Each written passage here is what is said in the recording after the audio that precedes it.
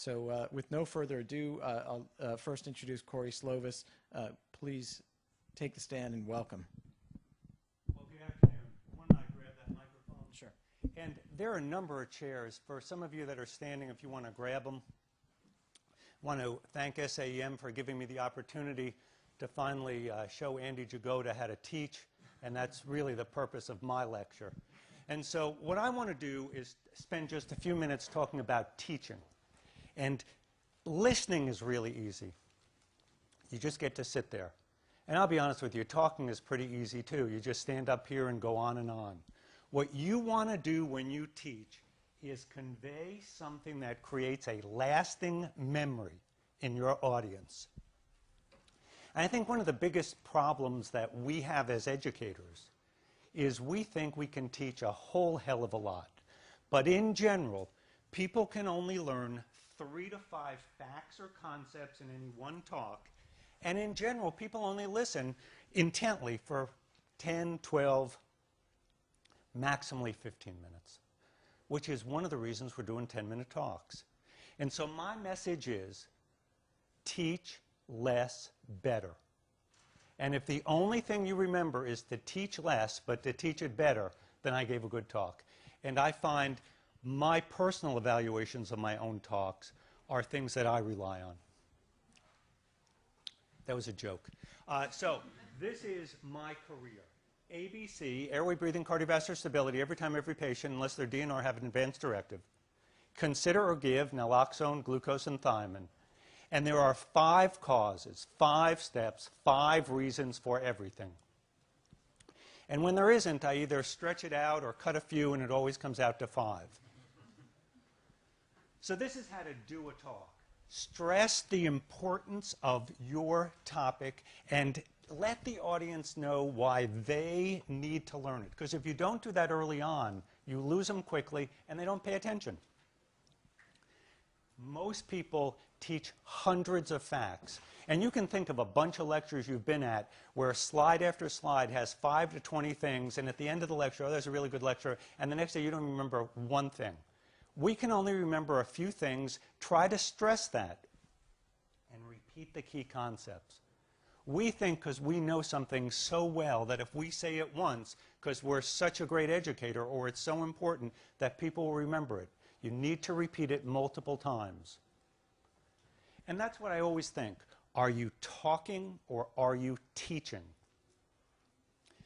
Are you allowing the audience to listen to you passively, or are you trying to involve them? And so here are the 5 things that I think make a great teacher or make a great lecturer. You engage your audience, you clearly tell them what you're going to teach, you make them feel the importance of your talk, you only focus on 3 to 5 things, and you try to use figures, diagrams, pictures, something to teach it in a little bit different way. If this were a longer lecture, I'd say, I want you to think about the best teacher or teachers you've ever had. Write down a couple of words that describe them. And in general, these are the words that repeat. The educators are stimulating, clear, organized, entertaining, and they often provide good examples. Don't do this. Don't be inaudible. Speak to the back of the room. Be direct. Don't be incoherent. You can't hear me? Now you can hear me. I apologize. So I'm teaching on teaching, and I'm not even projecting. Don't talk too fast. Don't use poor slides. Look at your slides in the conference room or a similar room. It's great when you can read it here and no one else in the audience can appreciate it. And as I may have said 8 or 23 times, hopefully 5 by the time I'm done, try not to give too much and try to repeat things. How often do we pay attention? In one of the best studies done, at 10 to 12 minutes, people begin to fall off no matter how important the lecture is. The only way I could keep you going for an hour, this next section, a lot of the questions on the test will be covered, then you can get them back. And if you're going to do a talk for more than 10 to 15 minutes, have little intermissions where you divert their attention, try to say something that's not consistent with everything else you've said, and bring them back. So engage, simplify, connect, repeat, repeat, repeat, summarize. And as you talk, look at the audience. Are they paying attention to you or the slides? Or are they paying attention to their cell phone? And if your talk's not working, stop doing what you're doing, and maybe if I were up there, move further back here, or change your pace, or say, you know, this is a really hard topic, and then talk about why it's hard. Just try to be prepared to change your tempo if things aren't working, or risky, but you may have to if it's really a bad talk. Ask some questions. I know a lot about bad talks. And then one of the last things I want to say is watch yourself on TV. Get videoed.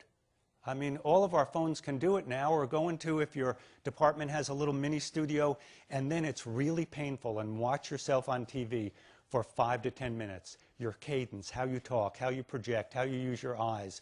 And you know, it's kind of like when you have a sport and someone says you're not closing the head of your racket if you're playing tennis. And you go, yeah, yeah, yeah. And you pay for 9 more lessons, and the pro says, you're not closing the head of your racket. Yeah. If you see it once, you go, oh my God, I'm not closing the head of my racket. And at the end of your talk, make 3 to 5 specific summary concepts. So I want you to remember this, and then do your points. So in closing, 3 to 5 concepts. Don't try to teach too much. Long lectures don't work. Engage, be clear. Let them feel the importance. Focus on a few points. Try to use pictures or diagrams. Try to watch yourself on TV. Sometimes when you hear your voice, you're really embarrassed, or when you see yourself, just, you know, life sucks, and that's what people are seeing. It's been my privilege. Thank you.